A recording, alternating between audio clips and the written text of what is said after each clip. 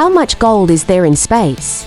If we assume that the Earth's crust is an accurate representation of the entire planet, then it contains roughly 4 parts per million of gold. In other words, for every ton of rock, there's about 4 kilograms of gold. But here's the problem. The Earth's crust is not the whole planet. There's also the mantle and the core. And while we don't know exactly how much gold is down there, we do have some clues. The density of the Earth is 5.5 grams per cubic centimeter. For the sake of easy math, let's round that up to 6. Then take that number and multiply it by the volume of the Earth, which is approximately 1.1 million trillion kilometers cubed. The total mass of the Earth comes out to roughly 80 million trillion kg. Now, take the average density of the crust, which is about 3 grams per cubic centimeter, multiply that by the volume of the crust, and you get a mass of about 40 trillion kilograms. The crust makes up just over half of the Earth's total mass. Now, let's look at the gold content of the mantle. According to NASA, its average density is 5 grams per cubic centimeter. Multiply that by the volume of the mantle, and you get a mass of around 32 trillion kilograms. That means that the mantle makes up just under half of the Earth's total mass. So now we can estimate the amount of gold in each layer. The crust has about 160 billion kilograms of gold, and the mantle has about 320 billion kilograms of gold. But wait, there's more. We haven't even looked at the core yet. The inner core has a radius of 1220 kilometers, and is mostly made of iron with a density of about 13.6 grams per cubic centimeter. Meanwhile, the outer core has a radius of 2,200 kilometers and a density of about 9.9 grams per cubic centimeter. Those numbers work out to a mass of 33 trillion kilograms for the inner core and 18 trillion kilograms for the outer core. That leaves us with about 15 trillion kilograms of gold in the core. Adding that to the other layers gives us a grand total of 30 trillion kilograms of gold on the Earth. And since 1 kilogram is worth 50 to 0.18 pounds, this means that the Earth contains over 1.5 quadrillion pounds of gold. And if that's not enough, there's more gold elsewhere in the solar system. Asteroid 16 Psyche is entirely made of metal and is estimated to be worth nearly $10,000 quadrillion. Yes, quadrillion. Even though these asteroids are very far away, they contain a lot of valuable minerals and metals that could potentially be used to build new technologies or power our existing ones. One company called Deep Space Industries wants to mine these asteroids and sell the materials back on Earth for profit.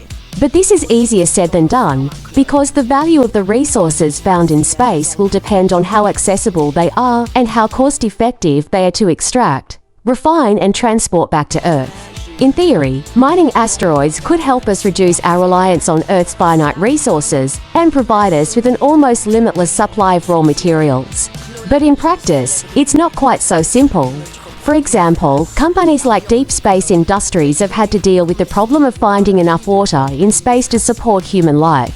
Water can be extracted from asteroids and used for drinking, but it can also be broken down into hydrogen and oxygen, which can then be used to produce rocket fuel. Without access to clean water and fuel, astronauts would only be able to survive on space station for a few days before they ran out of supplies.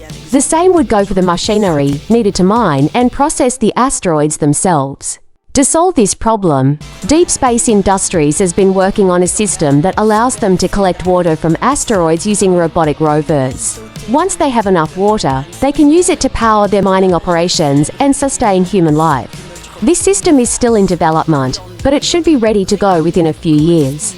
Another major challenge for asteroid mining companies is getting people to buy their products. There are plenty of things we could do with all the gold in space, but none of them are particularly useful.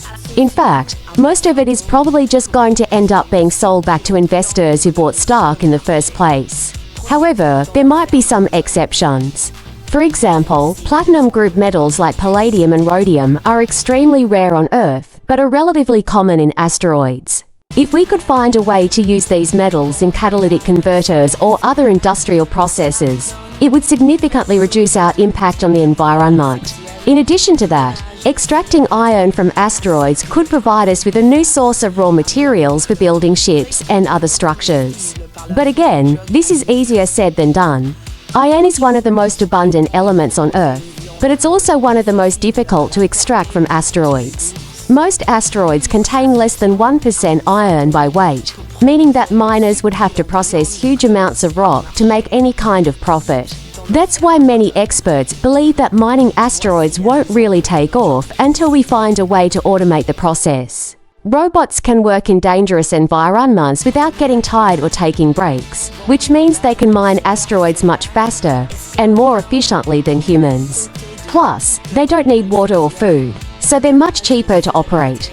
Of course, this still leaves us with the problem of how to get these robots to the asteroids in the first place. Sending anything into space is expensive, but sending robots is even more so. According to NASA, the cost of launching a single pound of cargo into low Earth orbit is about $2,700. That means that if you want to send a robot that weighs, say, 100 pounds to an asteroid that's 10 million miles away, it would cost us over $27 million. But once we factor in the cost of maintaining the robot for several months and the cost of bringing the ore back to Earth, the price tag goes up even higher. Fortunately, there are ways to reduce these costs. For example, SpaceX has developed a reusable rocket called Falcon 9, which can launch cargo into low Earth orbit for as little as $60 million per flight. That's just a fraction of what it used to cost. And as rocket technology continues to improve, the price will come down even further. Another way to cut costs is to mine closer to home. Asteroids are often referred to as space rocks, but they're actually pretty far away from Earth. The closest asteroid to us is about 33 million miles away, and that's considered to be relatively close. Most asteroids are much farther away, meaning that it takes months or even years to reach them. But there are also near-Earth objects, or NEOs, that fly past Earth every year. Some of these NEOs are actually hollowed-out shells that have been stripped of their outer layers by gravitational forces. If we can find one of these NEOs and redirect it into orbit around Earth, we could mine it much more easily. Plus, it would stay in orbit for thousands of years, providing us with a nearly inexhaustible supply of resources. Of course, doing any of this would require international cooperation. Different countries have different laws and regulations governing the extraction of resources from space. For example, the Outer Space Treaty of 1967 prohibits nations from claiming sovereignty over celestial bodies or placing weapons of mass destruction on them. But it doesn't say anything about mining asteroids. That's why the United Nations is currently working on a set of guidelines that would govern the extraction and use of resources from asteroids and other celestial bodies. If we can agree on a set of rules, then we could start planning the first manned mission to an asteroid. And if all goes well, we'll bring back enough material to kickstart the asteroid mining industry. Thanks for watching.